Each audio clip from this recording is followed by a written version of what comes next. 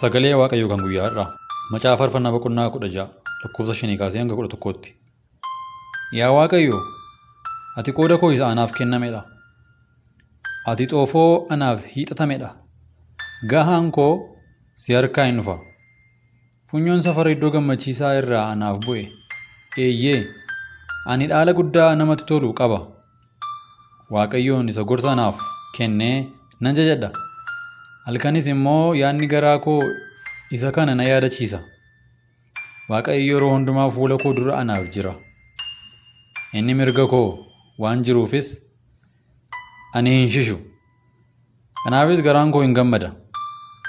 Lubbuun koo inni ulfina qabeessi inni ililcha.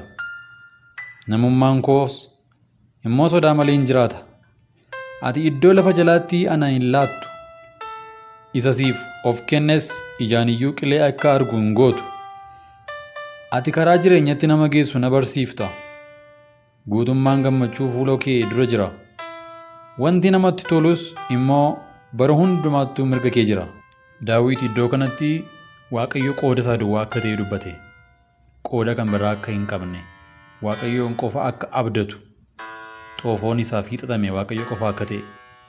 Wanti isa ga'u, wanti isa barbaachisu, wanti isaaf ta'u hundinuu Waaqayyo qofaa biraa akka ta'e.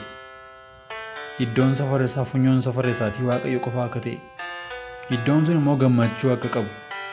Baay'ee guddaas akka namatti tolu. Daawit Waaqayyotti dubbata. Ati qooda koo isa anaaf kennamedha ittiin jedhe. Kana duwwaa miti.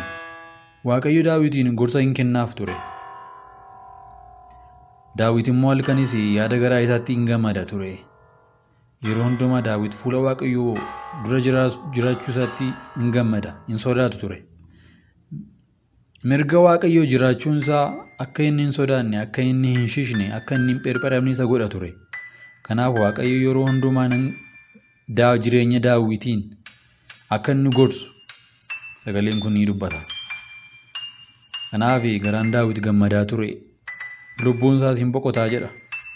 Lubbuun namootaa ulfina qabeessadha. Yoo Waaqayyootti amanateef. Kanaaf inni ililchas. Namummaan Daawit sababii Waaqayyo qooda isaa isaaf ta'eef inni sodaa malee hin jiraata ture. Inni iddoo lafa du'aatti yookaan lafa jalaatti iyyuu akka isa hin laanne beeka. Kanaaf Waaqayyoon jajate. Karaan jireenyatti geessu Waaqayyoo irraati akka baratamu nutti hima. Karaa akkamiirra yoo deemne gara jireenyaatti deemna kan jedhu Waaqayyotu na barsiisaa jedha Daawit asitti. Guutummaan gammachuu immoo Waaqayyo dura jiraadha. Guutummaan gammachuu iddoo kan biraa hin jiru. Guutummaa gammachuu har'a kaanee Waaqayyo biraa barbaannu bolo tokko. Wanti namatti tolu hundisaayyuu yeroo hundumaayyuu taanaanii mirga Waaqayyoo jiraadha. Kanaaf iddoo sanadha gammachuun, iddoo sanadha boqonnaan, iddoo sanadha aara galfiinii, iddoo sana jiraattee waa tokko hin yaaddoftu, iddoo sana jiraattee waa tokko iyyuu hin dhiphattu. Iddoo sana jiraattee du'a hin sodaattu jedha. Obboloota koo jireenya Daawit irraati waan baay'ee baranna. Har'a gammachuu fuula Waaqayyoo dura jiraachuu keessaa argamu kana baranneerra. Waaqayyo isin haa eebbisu.